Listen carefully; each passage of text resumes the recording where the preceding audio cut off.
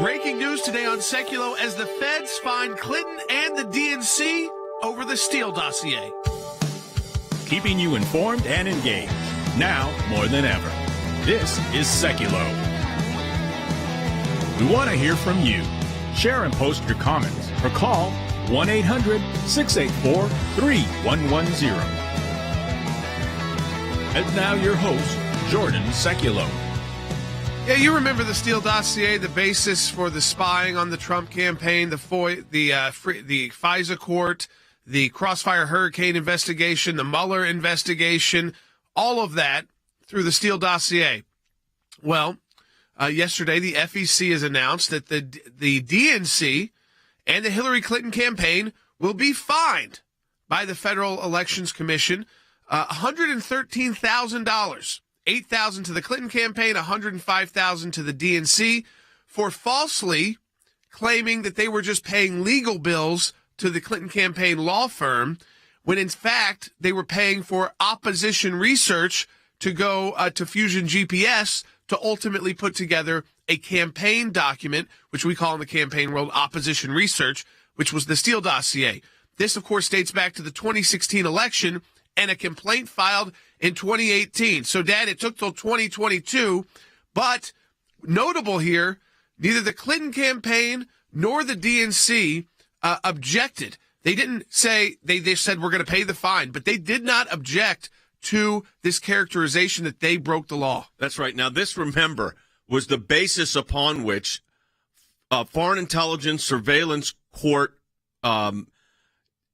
documents were submitted. The actual report here, that served the Steele Dossier, which is where this all came out of, was the basis upon which FISA warrants were sought and ultimately issued, even though they knew, the FBI knew at the time that the information contained in those reports were really suspect. Now, this is the first admission we have 2 years, more than 2 years now, after the investigation commenced by Bob Mueller. This relates to the Bob Mueller investigation. And we said at the outset in that representation of the president that this whole Steele Dossier issue was a smokescreen. It wasn't real. It wasn't real information. You remember James Comey went up and privately briefed the president at Trump Tower because they were so concerned that he was going to be compromised. Well, now we know that this entire event, as we suggested, arrived out of the DNC and the Hillary Clinton campaign, who, instead of listing it as it was, as Jordan just said, opposition research, decided instead that they would call it legal fees to hide it. Remember, the information was not reliable. The FISA court admonished the government for abusing the system. An FBI attorney changed the wording in an email in order to obtain a FISA warrant on an American citizen. This is why this is, again, an outrage, and the fining is one thing, $110,000, but what's more important here is that it actually happened, and now we know again, which we knew, of course, when we were representing the president during the Mueller nonsense to begin with. Remember, Bob Mueller, Jordan, when asked about Fusion GPS, said, I don't know who they are. Yeah, they said, we won't do this again, the campaign and the DNC, so if Hillary Clinton were to run again, and we want to take your calls on this at 1-800-684-3110. I mean, the wheels of justice, they take a long time. Now, they were fast to try and go after Donald Trump.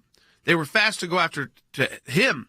But ultimately here, what you see is the FEC, the Federal Election Commission, which is a bipartisan commission of commissioners, saying that the Clinton campaign and the DNC violated election law, and they had to pay fines, a total of $113,000.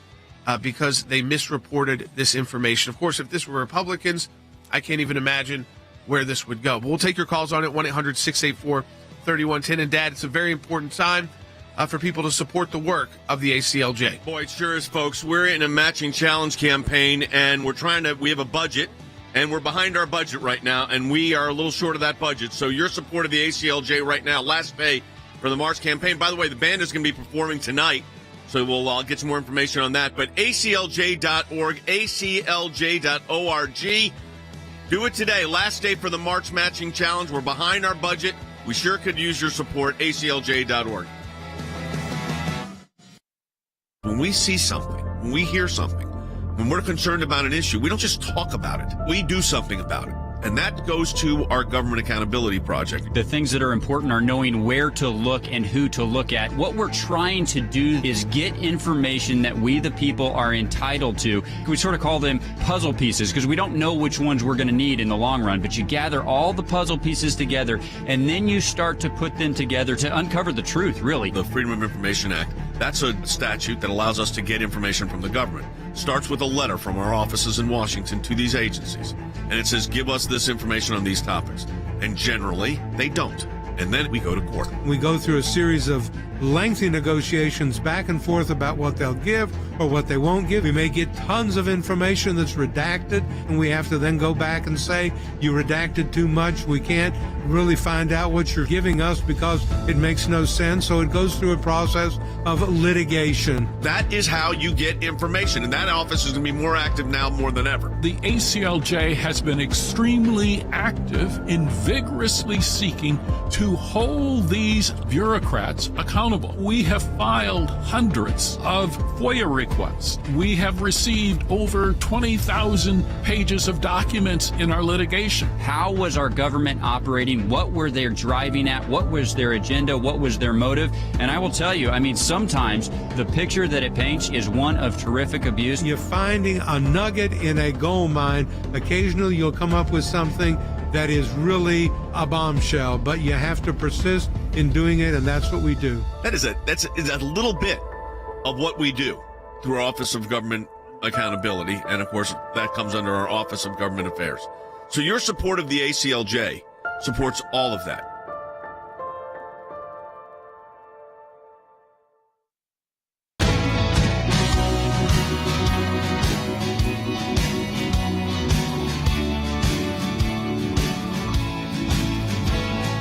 All right, welcome back to Sekulow, folks. If you are just joining us, we want to take your calls on this 1-800-684-3110. That's 1-800-684-3110. The headline, New York Post, Clinton campaign and the DNC fined by the FEC for lying about the now debunked, I mean, it's been a long time debunked, Steele Dossier. The FEC fined him a total of $113,000.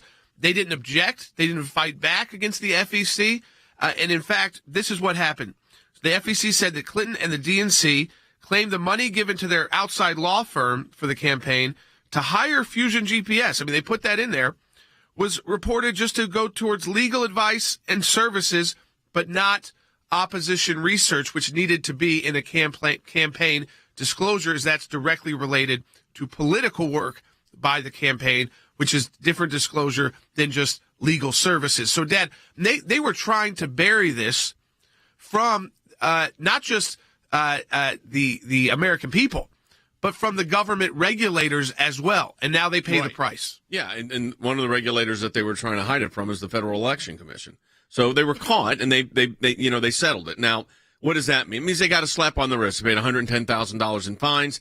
But what's more important than the fines is the fact that it acknowledges what we already knew, and that this was put up by the Clinton campaign, and that there was no credibility in that dossier to begin with, yet the FBI relied upon it to mislead the Foreign Intelligence Surveillance Court. And that is really significant. We got calls coming in on this. I want to take them because I know people are upset about this. If you're watching on any of our social media applications, a lot of you are listening on radio, share this with your friends. Get more people involved. We'll take your calls as well at 800-684-3110. Let's go ahead, Jordan, take a call. Yeah, Israel calling in from Connecticut online too. Hey, Israel, welcome to Sekulow. You're on the air. Thank you very much for taking my call and for all of your hard work. Seriously.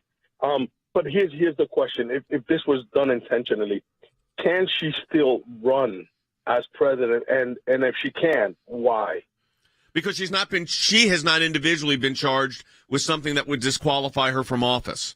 So you have a situation where Hillary Clinton has not been charged. Her campaign, it's not a criminal case. It was a civil fine. So it's an adjudication, yes, but it's not an adjudication that's a disqualifier for running for office. Yeah, I think what's more important is this is a vindication of Donald Trump, a continued vindication of the Trump campaign and President Trump, that this was a phony document, that they tried to hide the sourcing behind the document. They tried to hide that they were paying for it. They tried to hide that, not just from the American people, not just from voters, but they tried to hide it from the federal government as well, because if this was all out, which, by the way, I mean, they should have all known this dossier was bogus, but if they knew that this was part of opposition research, and Dad, this is why Sussman, one of the attorneys at this firm, is in trouble, is because when he went to the FBI and DOJ with this information to get those investigations started, he didn't tell them about who was behind it, that it was Fusion GPS, that his firm had hired an outside firm to try and hide that from the FEC, that it was actually the Clinton campaign's Oppo research. Well, that's exactly. He said he had no client. To be very specific here, Sussman, lawyer, big lawyer for the Democrats, said he had no client. And in fact, there was a client. It was the Clinton campaign and the DNC, and it was a opposition research program that they denied, or the lawyer mischaracterized to the point where the Department of Justice has brought an indictment. There's not been a final adjudication of that yet. But all this goes to show you they were so intent on taking Trump down from the beginning that they were going to this kind of level. And now it's becoming very obvious. You're almost stating the obvious. But it does show you the nature of what was going on here. Let's go ahead, Jordan, we got a lot of calls coming in, 800-684-3110. Let's take another call. Yeah, Carrie in Washington State on line one. I know a lot of people have this question often when this comes back in the news. Hey, Carrie, welcome to Sekulow. Hi. Thank you. My question is, could we ever see Hillary end up in jail for the things she's done and are doing? Look, I want to be very clear on something. I mean, because people throw this around, fair, and I know you weren't doing that, Kerry, but they throw it around casually. I want to see this person in jail. I want to see this person indicted. Let me tell you what I want to see. I want to see justice, but I want there to be, before someone brings a criminal case against anybody, against anyone, Donald Trump, Hillary Clinton, Bernie Sanders, anyone, Joe Biden's son, before anybody brings a criminal case against them, there better be evidence beyond a reasonable doubt. Now, I'm not doing that to defend what the Clintons did or what this one did. No. I'm just telling you, you don't throw around criminal exposure as if it's a parking ticket, because it's not. Because if you make that the norm in politics, see what happened to Donald Trump. I mean, the DA in New York just, the lawyers quitting, dropping it, saying there's nothing here. I mean, you got that happening. You had the Mueller investigation. You had impeachments twice. I mean, so this becoming the norm in politics of sending your political opponents to jail. Now, if they do something, like you said, Dad, really illegal, and people that are associated with the campaign, like Sussman, the attorney, who was held to even a higher standard because he's an attorney, lying to the FBI and the DOJ, criminal charges. But honestly, the norm in our politics should not be sending people to jail. But what I understand completely from our audience and our listeners is that became the norm for Democrats, Dad. Yes. It was, you're my political opponent. I want to try and get you to jail. I want to either impeach you or send you to jail. I want you criminally liable. We are still seeing that today in Washington, D.C., where I am, with the January 6th Commission. Their ultimate goal is to send Republicans to jail because they had a view that they disagree with. Yeah, and what's interesting about all of that is that when you criminalize, first of all, you can't criminalize free speech. Now, vandalizing the Capitol is not free speech. Those are crimes. But when you say that a speech involves criminal exposure, that's a very narrow window. But what George said is so right, and I want to underscore it. We'll take another call, 1-800-684-3110. What you're seeing in all of this play out is the criminalization of politics, and that is a very dangerous thing. And Jordan, you've been with congressmen and senators. We'll be joined by Jim Jordan later in the broadcast. You were with a senator yesterday. You and I were speaking to Senator Kennedy last week. I mean, there is a lot of concern out there on the way the body politic is moving right now. Yeah, I was with Senator Thune last night. He's a good friend of ours. He's the minority whip, so the second highest-ranking Republican U.S. senator. He's been a long time since he was a congressman from South Dakota. Right now we're representing his governor. I was talking to him about that last night in South Dakota with Governor Noem. But these issues, right, that the opposition, I will tell you, I can't share everything from the discussion, but there was some really interesting information about some of the members of the U.S. Senate. People could probably figure out these names of Democrats who are unhappy with where their party is. There's not a lot of them. There's just a couple, handful, but they are really unhappy with where the Democrat Party is moving, that the idea of demonizing your opponents. It's not Republicans who started that. It is the Democrats. It is the Democrats today who are trying to put Republicans in jail. And so I understand when everybody calls in and says, why aren't we trying to put them in jail? But as you said, Dad, what ultimately happens here is they try to smear these Republicans and conservatives, but ultimately, like the DA in New York, like the impeachments, they fail and they look ridiculous at the end of the day. Well, they do, and that's why, in the Bob Mueller probe, we were very aggressive in our defense with a successful conclusion because we knew there was no Russia collusion with the Trump campaign. We knew that there were no obstruction of justice. The president was saying everything publicly. There was no hidden anything. There was more testimony given in that investigation than in any investigation, I think, in U.S. history. The number of witnesses that cooperated without executive privilege being asserted, it was very, very significant. And they had nothing. So then they came up with the Ukraine. And on Ukraine, we go to an impeachment trial, and of course he's acquitted. But all of this is the reality of what we're living in right now. And I think that the problem here is when you criminalize the body politic, it's danger. Let me say this. Our concert tonight is at 8 o'clock Eastern, 7 o'clock Central. It will be on Facebook, I hope, Rumble for sure, YouTube, and ACLJ.org. There's multiple ways for you to view the concert tonight. So, again, it'll be on at 8 o'clock Eastern time. You can figure out your time zone from there. Facebook, Rumble, YouTube, ACLJ.org. So we encourage you to tune in and enjoy that. But and by the way, we're going to continue this conversation. We've got Congressman Jordan coming up later in the broadcast. We had a major move yesterday at the United Nations that we on multiple filings. When I say multiple filings, folks, what I'm holding up in my hand for our radio audience is about 1.5 inches thick.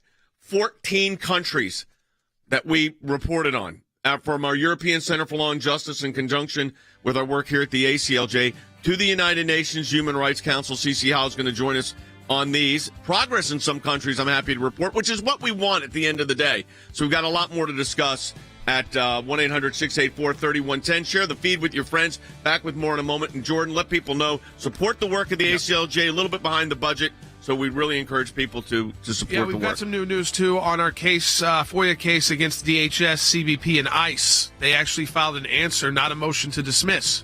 So that FOIA will move forward in court. We'll get into more of that when we come back from the break. Support our work at aclj.org. Double the impact of your donation. That's at aclj.org. It's a matching challenge. You have until midnight tonight to be part of the March Matching Challenge. Donate today. We need your support. As my dad said, we are behind and we need your financial support to get there. aclj.org. Because of the support of every member of the ACLJ, one of the practice areas that we've been able to develop is Freedom of Information Act requests, or FOIA requests. It's thousands of pages of paper, and in those thousands of pages of paper, you usually find a nugget. The goal here is to gather the puzzle pieces. Sometimes you don't know which ones will be important until they become important. Government agencies acting out of control. We have exposed that in our FOIA litigation, and we do that every day that we bring these cases. It is your statutory right as an American citizen to have access to documents that reveal how the government is functioning, how your government is functioning. Do you remember the Iran deal? There was a video about what took place on that deal, and it was edited. And the edit took out the key part of what was going on. State Department, White House, editing videos to keep it from the American public. How do we know? Because our FOIA litigation got that document. We took it to the IRS. No one ever does that. And because of it, it's a very weak government agency that used to be the scary government agency. What the IRS was doing was violating the Constitution and statutory law.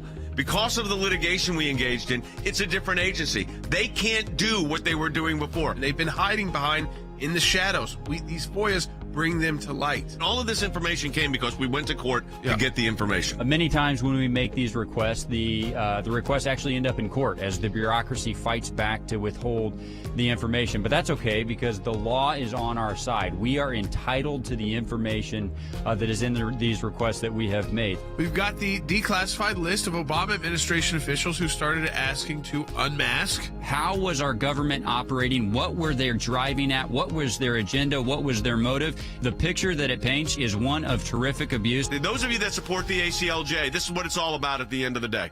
Think we haven't been on this, folks? We've been on it.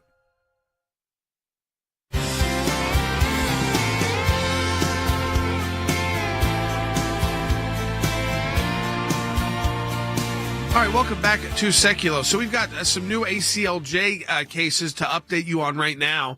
I'll continue this discussion, of course, on Hillary Clinton and your phone calls on that at 1-800-684-3110. And, by the way, not just Hillary Clinton's campaign, but the Democrat Party being fined over $100,000 for lying to the Federal Election Commission on the bogus Steele Dossier. But we have a FOIA case. We had to refile this case to narrow it, so it's been one we've been working on.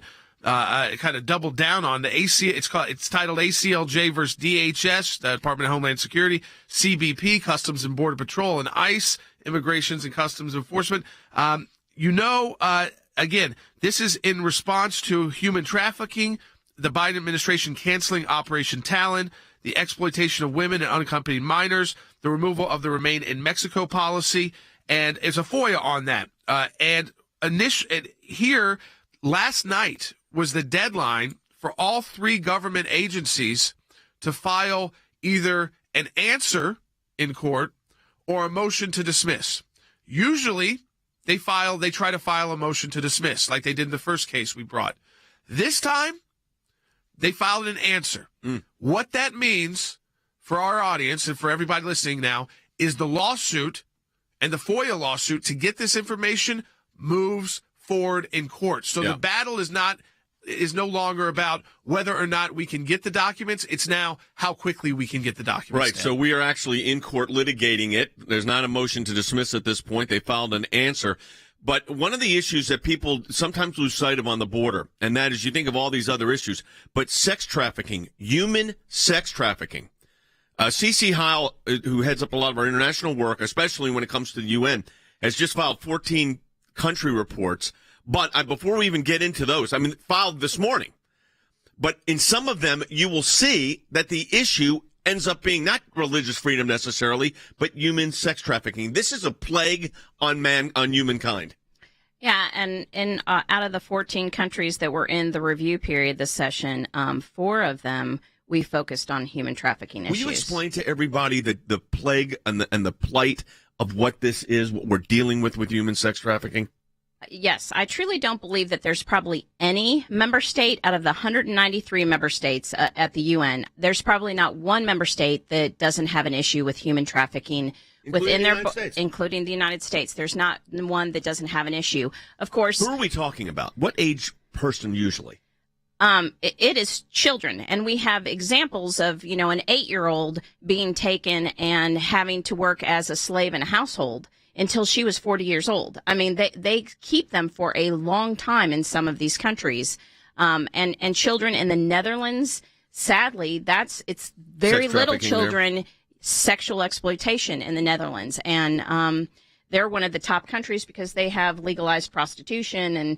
And so it's problematic in every single member state. When you go, Jordan, when a border is not being protected, like we're having right now, if this Title 42 is rolled back, we'll talk about this with Congressman Jordan. But see, if you roll that back, you're giving an open invitation to these horrible cartels that are trafficking in human beings. Yes. So if you don't put things in place at the border and you just have open borders, it literally makes human trafficking very easy to flow people in and out, and that is what they do. So there are times where people are taken from within their own country and remain in their own country, but usually they're taken from a country and they're taken to another country. And so if you don't have proper procedures in place at the border, you're going to have human trafficking just increasing exponentially. So, Jordan, this move by the Biden administration is going to do nothing but increase human trafficking. Yeah, and not just human trafficking, and the problems with the human trafficking, sex trafficking, trafficking of minors. But this is also how the drug mules get in. And so we know that there's going to be people lining up at the border right when they know that this policy is coming to an end, and they're going to line up hundreds of thousands. They're going to overwhelm the system. They're going to be they're going to claim asylum. They're going to be allowed back into the United States because they got rid of the Remain in Mexico policy. And they got rid of Operation Talon, which is the FOIA that we were just talking about, getting the answer to from the federal government agencies late last night. So that case will move forward. But it's also the fentanyl that's killing Americans. Yes. That's how the drug mules get in. And we've seen this from big cities to small towns, from the north, the south, to the west. States. Many so we're families seeing in the United States. It is killing people all over the country, and by the way, that's not just to tie into the drug cartels that emanate in Central America, but it also all relates back. The fentanyl is made in China. The Chinese are sending it to the drug cartels to then kill Americans. I mean, that's really what they're doing. They know by using this substance, a tiny drop. I mean, I couldn't even show you on air because it's like it would be on my pinky, like two little tiny pieces, and that can kill you, an adult man. And it's being done. And the Chinese are creating it and using the Mexican drug cartels to get it through our poor southern border. Bring it into the United States. Now, I'm going to tell you this, and we didn't plan on hitting this, but it'll give you the idea. When we go to the United Nations and file these reports, we have filed reports on the government of China. Yes, we do as many times, not just waiting for and we lay it right out with what they're doing. Right. And focus is usually, you said to me the other day, Cece, you look at generally 3 topics that in any given country, because we do, I mean, was it 45, 50 reports a year? Yeah, about 42 to be 42 specific. reports a year to the United Nations, legal documents that we file, and then we do these interventions. There's 3 things you look for. Yes. So for the Universal Periodic Review, which is the record on each member state, their human rights record, right, and that's the 42 reports that we do, we typically look first for any religious violations that they have, religious persecution. And then we go on to human trafficking issues, and then usually protection of life issues. So those are our 3 main issues that we look for in each member state. On the human trafficking, how widespread within the countries? You said it's just about every country. Absolutely, it is every country. We could write about human trafficking on every single country. We try to hit the highlights. So if we're in a country where Christian persecution is higher, we won't address human trafficking. But human trafficking is a blight on the world, not just a specific country. I mean, you hear what our colleagues saying, that every single country in the world is dealing with human sex trafficking, and mostly it's kids. And that's why the American Center for Law and Justice is fighting, even in hostile environments, Jordan, like the United Nations. You have to be there. We're there. We played those videos of you all making those presentations in front of the UN. Our European office has done it as well. This is serious work. It's important. We have to stand for those that can't speak for themselves. And your support of the American Center for Law and Justice does it.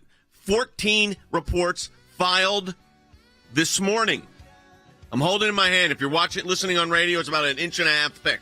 If you're watching us, there you go. This morning, Cece and her team working on this till late last night. So this is a whale of a project, big project. And of course, our lawsuit against the Biden administration now moving forward, which is a clear sign they didn't even file a motion to dismiss, and that relates directly to the border and their failed policies, their bad policies at the border.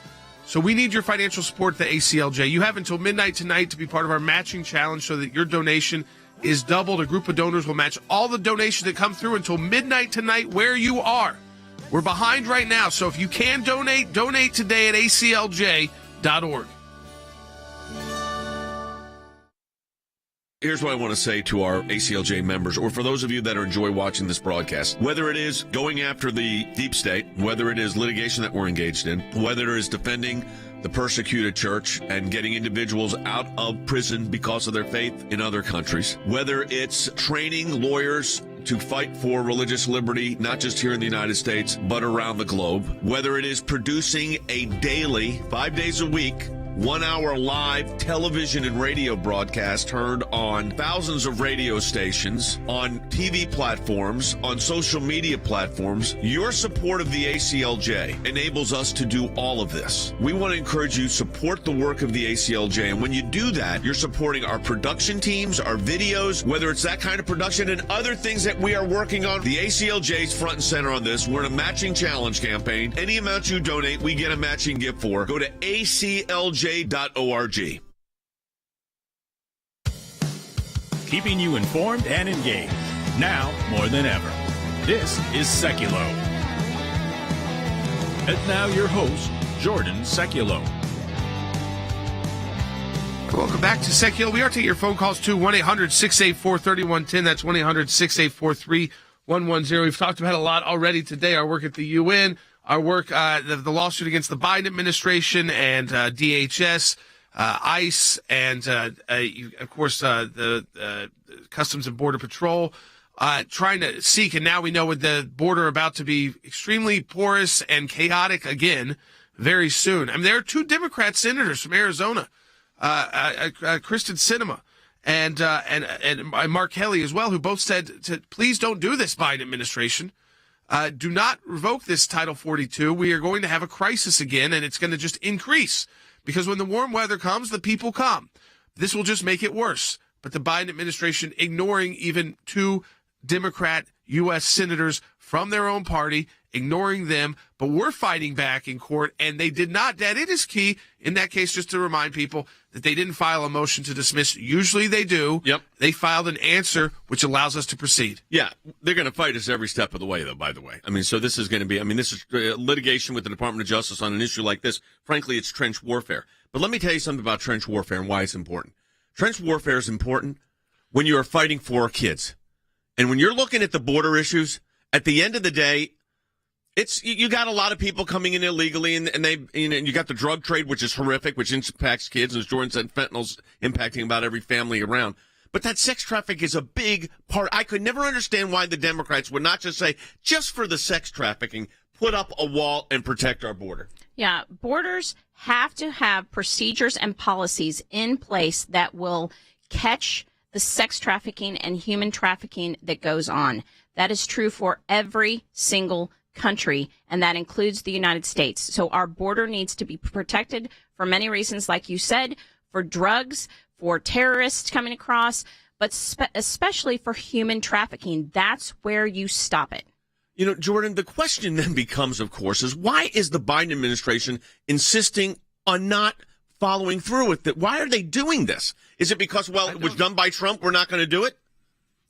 Well, here's the interesting thing, too. You know they love pandemic issues, and they're already talking about other strains of COVID. So it's bizarre that those who love the mask and the mandates and the show your papers would remove this policy, but for that it was a Trump administration policy, Dad. I think you're right. And so Title 42, which allowed the immediate removal of those who showed up at the border, instead of allowing random asylum claims that weren't earlier prepared with the right documentation so that people could try to get into the U.S. And once they're in the U.S., they live in the shadows, which is horrible as well, by the way. But they are letting this expire by the end of May. This was done to protect Americans from more spread of COVID and new strains of COVID. And there are new strains out there right now as we speak in the world that other parts of the world are dealing with.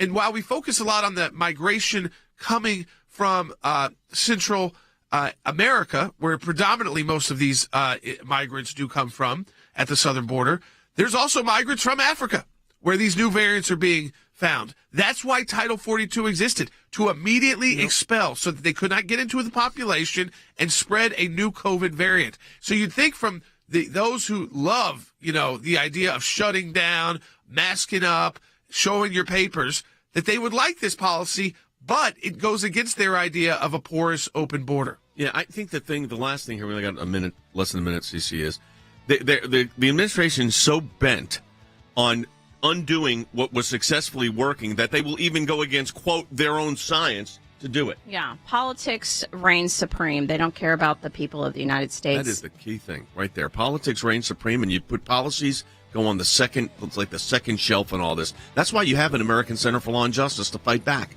We can fight back for you. We have offices in Washington, D.C. We're about to open up another really big office in a really big city. I'm not going to announce it now. Really big initiative of the ACLJ. Jordan, let everybody know. Last day to support us, aclj.org. Yeah, it's the end of our matching challenge. You have until midnight tonight where you are to double the impact of your donation. We have a group of donors. They're going to match all those donations until midnight tonight where you are. So you double the impact of your donation. If you can donate today, aclj.org. The lifting of what's called Title 42, according to two sources familiar with this plan. Title 42, is this pandemic-era policy put in place under former President Trump, a policy that will officially end in late May. Is the Biden administration prepared to deal with the aftermath of ending Title 42? The decision on when to lift Title 42, we defer to the CDC. That being said, of course, we are planning for multiple contingencies, and we have every expectation that when the CDC ultimately decides it's appropriate to lift Title 42, there will be an influx of people to the border. Everything you hear about this is all about how about our administration is bracing for a huge influx, new influx. You never hear anything about what they're doing to stop it. We already see the numbers from February 2020 to 2021 to 2022. I mean, follow the bouncing ball here. Joe Biden is not resting on his laurels after setting the record last year. He wants to break his own record in 2022. We might have more than 2 million illegals crossing our border this year. My highest year was 468,000 in the entire year, and that politically felt like the world was coming to an end. So these are very, very large numbers. They're unsustainable in my view. Keeping Title 42, because it allows our Border Patrol to quickly expel the migrants coming across, is a good policy for now, especially we have no plan afterwards. Officials at DHS says there might be some scrambling going on. They say that they want to do a phased approach so that they aren't overwhelmed by the resources at the border. I've also had some sources say that maybe this is giving people too much lead time and might encourage them to leave their homes in Central and South America to see if they can now come by May 23rd. This onslaught is going to continue. We'll see a massive new wave of illegal immigrants coming across this border. More fentanyl, more drugs, more human trafficking. This has been a tragedy of epic proportions.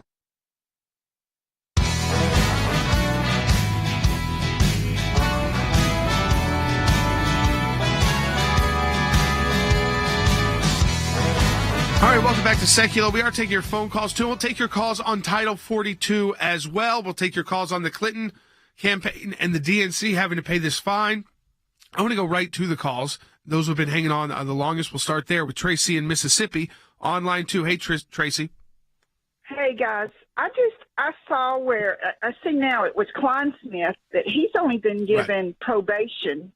And is that the way they're just going to fall? They're just going to get a slap on the wrist, and Sussman is, who knows if he'll get Sussman is still charged. So the Sussman case is still pending. That indictment's more recent. They're in the motion phase of that case right now. When it came to Kleinsmith, he was the one who changed the email and submitted a fraudulent email to the FISA court.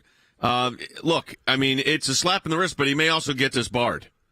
Although there's been reports that he's already been readmitted, if that's possibly true. I mean, it's unbelievable to me that would be possibly true, but it could be. Well, go ahead. There is a double standard in Washington, D.C., I will tell you. Democrats, they get treated differently. They get treated differently by the courts. They get treated differently by the justice system. What's interesting to me, Dad, is they're the ones actually getting criminal charges against them, not Republicans. Yeah, it's Democrats. It is and they've been going after these Republicans for literally since the beginning of the Trump administration to today as we speak with the January 6th committee. And it's the Democrats and their attorneys, both inside the DOJ and FBI and outside to the Clinton campaign, who have actually gotten criminal charges filed against them. Yeah, and what's interesting about all of this is that the criminal charges here are because of or in the civil case as it relates to the FEC, is because they were making misstatements to the Federal Election Commission about who was paying for what and for what purpose. And then the lawyer that's already been indicted on this because he gave a false statement to the FBI saying something to the effect of, I don't have a client here, when he had a client, the DNC and the Clinton campaign. But they base that on information to then get a Foreign Intelligence Surveillance Act warrant. You talking about abuse of government process? There's a classic, horrible one. Yeah, let's go back to the phones. Barbara in Utah on line 1. Hey, Barbara. Hi, thank you for taking my call. My question is, with all the things like spying on a sitting president that we've heard from various sources, why are we not seeing anybody facing criminal charges and jail time? Well, you are. I mean, there are criminal cases that have been brought. The case against Michael Sussman he's been indicted. So it's pending. I mean, it doesn't happen overnight. There's talk that in the Durham investigation, there may, in fact, be more indictments coming. So I think you've got to be clear that, look, the process grinds very slowly. And part of that is because our Constitution sets up that you're presumed innocent, and that's important. So I would rather have the process take time, but have a presumption of innocence. It's better for the process. So I don't get overly concerned about who's been indicted this week or not next week. It's will people be ultimately held accountable? And the ultimate accountability, frankly, is in the election. That's when you have your ultimate accountability in all of these things. And we'll see what happens. I mean, the 2022 elections are now months away. And is there going to be, there's a report that the indications are it's going to be a Republican sweep of the House, and the Republicans may well take the Senate. Jordan, you've been in Washington for the whole week so far. What is your sense on that? Yeah, it looks like the House is pretty certain. I mean, obviously there's a lot of time in elections, and there's primaries happening as we speak, and candidates are important too. But if you look at like the generic ballot right now, because we don't know how all those primaries are going to come down, and you look at the retirements from the Democrats, over 30 retiring Democrats from the House of Representatives alone, that tells you're probably picking up about 20-ish seats, which is huge right now in a very divided partisan country. There's only so many swing districts left in the country that are really purple districts that you can pick up a new district. Also, there's been some redistricting as well, but even there, that's a little tough to predict because some of that redistricting is not finished yet. Yep. Still being tied up in courts and state legislatures, both in Georgia. There's some in Florida as well. Yeah, and the second part, the Senate. Georgia's probably a purple state now, I would think, at best. Yes, absolutely. And while the Senate race in Georgia looks like, and that the primary is not done yet, but if it's Herschel Walker, he's doing very well in the polls against the Democrat there. But you've got this primary between two different candidates for governor. And if one of those candidates, one will win and one will lose. And if the Trump-endorsed candidate, who is not the governor right now, loses and you have this suppression of Republican votes, then you can see where things get more complicated. That's for the Senate. For the House, I think people are pretty confident if the elections were held today, I think that Republicans easily take back the House. Speaker Pelosi is no more, and likely would probably take back the Senate with one or two at least. All right, let's go ahead and take some more phone calls. 800-684-3110. We're getting some calls on Title 42. Yeah, let's go to Twyla in California on line 3. Hey, Twyla. Hi. Thanks for taking my call. Sure. I just wanted to know if they were concerned about all these people coming from who knows where. Who's accountable for these children? Who takes on the accountability for the minors? Well, I mean, DHS is really worried about that, to be quite honest. Homeland Security's Border Patrol agents are saying it's going to create a humanitarian crisis in proportion to what we saw years ago when we didn't have these policies in place. And the kids are the ones that suffer. And it's heartbreaking to watch it. But it's a policy decision that allows it to happen. And that's the problem. Instead of working with the governments from the country of origin or with Mexico to say, stay on this side of the border and then make sure these kids are housed properly, we end up with a humanitarian crisis and no preparation for it. And that's what you're really looking at, Jordan, taking place. We're going to talk to Congressman Jim Jordan about that in the next segment of the broadcast. Yeah, that's right. Let's go to Beth in New Jersey on line 5. Hey, Beth. Hi. I am one of the supporters of ACLJ, and thank you for the work that you do. Yes. So my question is, there's been a lot of talk being expressed about concern for the Title 42 to be expiring in May. But even if, it's still in effect right now, but so Are people being turned away right now? Because it doesn't look like it, because the Title 42 doesn't look like it's being enforced right now. Well, people are being turned away. Let me play Congressman Chip Roy from Texas. His district is dealing with this. This is what he said. The Secretary of Homeland Security has announced that he is ready to end the use of Title 42 on our southern border. This as we speak, while in March, we've had 100,000 apprehensions in the first half of the month, barreling towards 200,000, of which half have been able to be turned away under Title 42. When the Secretary ends Title 42, there will be a deluge at our southern border. This is known. Jordan, the ramification, and by the way, the Border Patrol is saying the exact same thing, that they are preparing.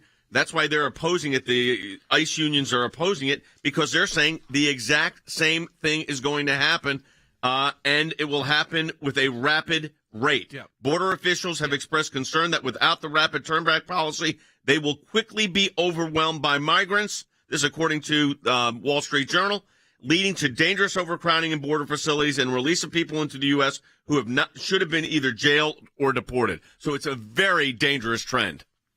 Yes, and we know what this is happening, exactly the timing of this move, by letting it come to an end sometime at the end of May. That's the warm season in America.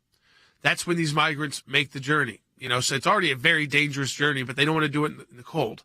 So they do it when the temperatures warm up. So this is happening coinciding exactly at the time when there's already, as you heard from Congressman Roy in that clip, there's already a massive problem at our border. This will increase it tenfold. And you will have people lining up, as they know when this date comes, they will start lining up, those caravans will start again, and we will be repeating the process of creating, I want to repeat this again, creating human catastrophes and crises, humanitarian disasters. I mean, you realize we talk so much, Dad, about the amount of Ukrainians that have fled Ukraine. It's in the millions now, and it's even tough to get the exact number. That's how many people we're dealing with at our border yearly. Right. Yearly at the southern border of the United States. And what comes in that southern border. Trying to cross that through a court system. Yeah, that doesn't work because you don't have enough immigration judges. And then, as Jordan, as you mentioned, and Cece mentioned, that between the human sex trafficking and the fentanyl, which is killing young people, adults, I mean, it's a plague on our culture. It's affecting almost every family in the United States, if not every family in the United States. It's horrific. I'd build that wall to keep the drugs out and to keep the cartels out with the sex trafficking. That would have been enough for me. But they have to play politics in Washington and say, oh, it's not compassionate. I'll tell you what's not compassionate, okay? Having fentanyl that could fit on the tip of a pencil, be able to take someone out. That's not compassionate. Support the work of the ACLJ at aclj.org, aclj.org in our matching challenge campaign. Tonight at 8 o'clock Eastern Time, Jay Sekulow Band's going to be performing, so you're not going to want to miss that. It'll be on Facebook, Rumble, YouTube, aclj.org. So it'll be on a lot of platforms. But support our work in the matching challenge, aclj.org. Congressman Jordan coming up in just a moment. Stay tuned.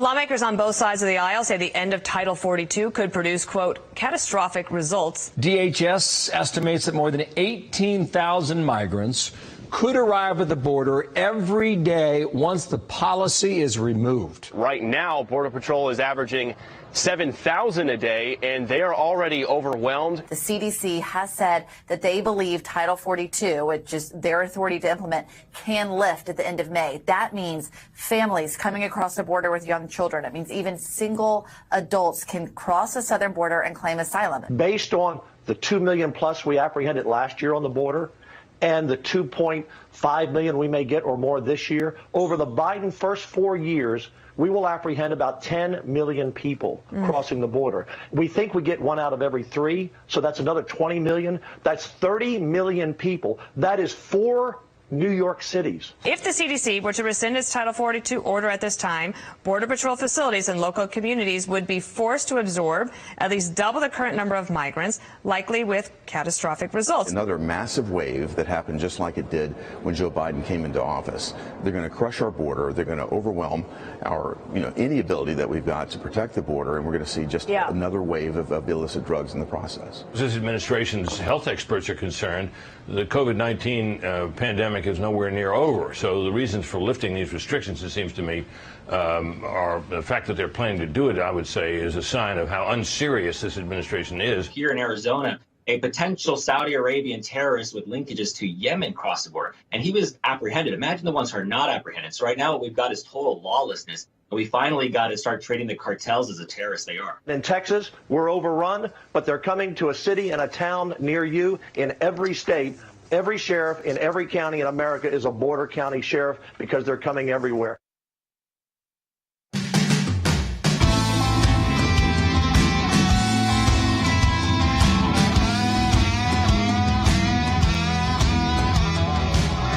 All right, welcome back to Sekulow. Folks, we are joined by a great friend of the ACLJ and this broadcast, Congressman Jim Jordan of Ohio. Congressman Jordan, I want to get right into it. Title 42, the Biden administration, even though you've got even two Democrat U.S. senators from Arizona that pleaded with the administration not to do it, they are dropping the Title 42 protection program at the southern border at the end of May, which is when immigration and illegal migration increases exponentially because it's, quote, the warm season. Your reaction, Congressman, to why the administration, I mean, is it really just because this was a Trump policy that they are removing this now? Who knows? But what we do know now is there's no way to interpret this other than this is intentional. I would say a year ago, a year ago in March, we had the highest month on record for illegal crossings of migrants until the month of April. And then April was the highest month until May. May was the highest month until June. June was the highest month until July. I mean, 2 million in a 1 year's time. And now they're going to take away something that's helped us stop people and actually have something of a presence on the border to limit the 2 million. And they're going to take that Title 42 away. So it's intentional. It's deliberate. It makes absolutely no sense, but everything the Biden administration has done makes no sense, and that's why everything's a mess. And they got 63% of the country thinks we're on the wrong track. I kind of want to meet the 37% who do, because I mean, who are these people who think anything's going right? Hey, Congressman, it's Jay Sekulow here, and I wanted to ask you. First of all, I appreciate so much your service to the country, and it's been great working with you for so many years. But I want to the situation on the border.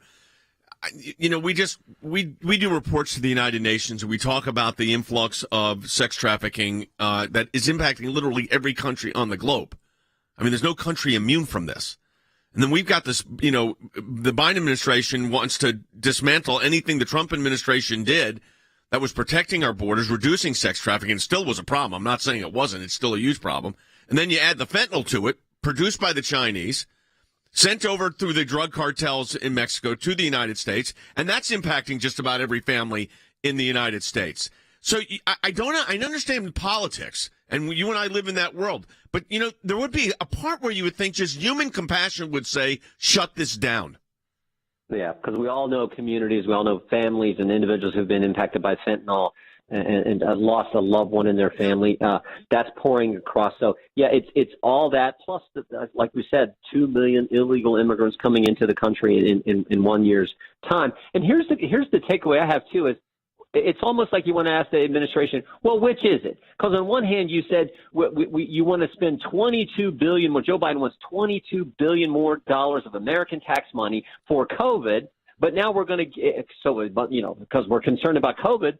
And then at the same time, we're going to get rid of Title 42 because, no, COVID is not a big deal. Because Title 42 is because of a health issue. You can just stop people from coming in. So you can't have it both ways. But this is just, again, typical left-wing baloney from the Biden administration. Congressman, I wanted to go to an issue as well. So we know the southern border, but there's breaking news out of the Judiciary Committee, which you were the ranking member from the Republican. The Judiciary Republicans are launching an investigation. We've been talking about this all week on our show, Congressman Jordan. And we're talking to Congressman Jim Jordan of Ohio, folks. He's the ranking member of the House Judiciary Committee. The Judiciary Republicans are launching an investigation into Twitter and Facebook following new reports on Hunter Biden's laptop. Tell people, you've got the letters that you sent to both CEOs of those companies. Tell people what you're looking for. Well, 18 months ago, just days before the presidential election, our most important election, we all knew that the laptop was real, and of course, Twitter and Facebook colluded with big media and Democrats and said, no, it's Russian disinformation. So now we know, because the Washington Post and New York Times are writing about it. The laptop was real. The eyewitness Hunter Bobolinsky was certainly real. The email documents were real. It was all true. And I think the big takeaway for me right now is, why is the media suddenly coming forward and telling us, oh, yeah, we've confirmed what we all knew was true a year and a half ago? I think there's a big question there. What's the motivation behind the media now coming clean? But our concern is the fact that Twitter and Facebook, working with the big media, the legacy media, said, we're going to keep this information from the American people. I mean, truly a conspiracy. Oh, and it wasn't just Twitter and Facebook, and it wasn't just big tech and big media. It was and Democrats. It was also 51 former intelligence people who wrote the letter. I mean, you talk about a conspiracy to keep valuable, critical information from the voters, from we the people, in the run-up to the most important election we have. So we've asked Twitter, we want to know all the communications you had regarding this. How did you make this decision? Why did you do this? And let's hope that we get that information. You know, I want to say something on this because, Congressman, we've been battling with Facebook for the last couple of months. We had one whole series of posts labeled false by Facebook, and partly false, I should say. And I was reading the indictment from the Durham investigation. I have as you remember, I have a vague familiarity with that since I was the president's counsel at the time, right?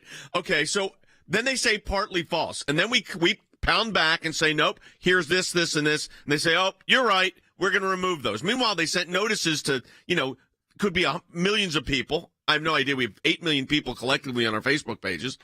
And then this month, we get one labeled. I'm trying to think what they said about that one. I think that one they said, was that one just false? And it was a case we were actually handling. They said the legislation was not up in the Maryland House. They said it hadn't been introduced. There were no hearings. Our lawyers had testified at the hearings. And then they say, whoops, you're right, but it's still, we think there's a problem of context. So these big tech companies hide behind Section 230 and get away with anything they want. Yeah, and we got to change that. Look, Lord willing, if we get the majority, we are going to work on legislation, have legislation that overhauls 230, takes away their liability protection. Now, the bad news is Joe Biden's not going to sign it, but we're still going to pass those good things so that we can help frame up the 2024 race when I hope President Trump runs, and I think he's going to, and I think he's going to win. But we will focus on we will have legislation, Republicans, if we're given the majority, to deal with Section 230. That's just one step, and other things we have to do in that area. But yeah, the power they have, and so. But this one was amazing because we're talking literally days. We're talking late October when you have an eyewitness come forward, and you have text message, or excuse me, you have emails that say 10% for the big guy. And the same big guy who just, as you know, with the impeachment, Jay, the same big guy who pressured Ukraine to fire the prosecutor because the prosecutor was looking into the company Burisma, the same company that was paying Hunter Biden thousands of dollars. So that's a concern. And no, that's disinformation. We're going to keep it from the American people. And now the Washington Post and the New York Times say, no, it was all accurate information, which, of course, as I said, we all knew at the time. Congressman, we appreciate you joining us, and we sure do appreciate your leadership in the House of Representatives. Congressman Jim Jordan from Ohio, good friend of ours. Thanks, Congressman. Jordan? All right, folks, let me encourage you. You've got until midnight tonight to support the work of the ACLJ and be part of our matching challenge. That means you will double the impact of your donation. We have a group of donors. They will match every donation that comes through until midnight tonight. And the way our system works, it's where you are at midnight. So a $20 donation, it's like 40. 40, it's like 80. But you've got to make the initial step, take the initial action. So if you're financially able, we're running behind. We can get there. with your financial support. Donate today at aclj.org by midnight tonight.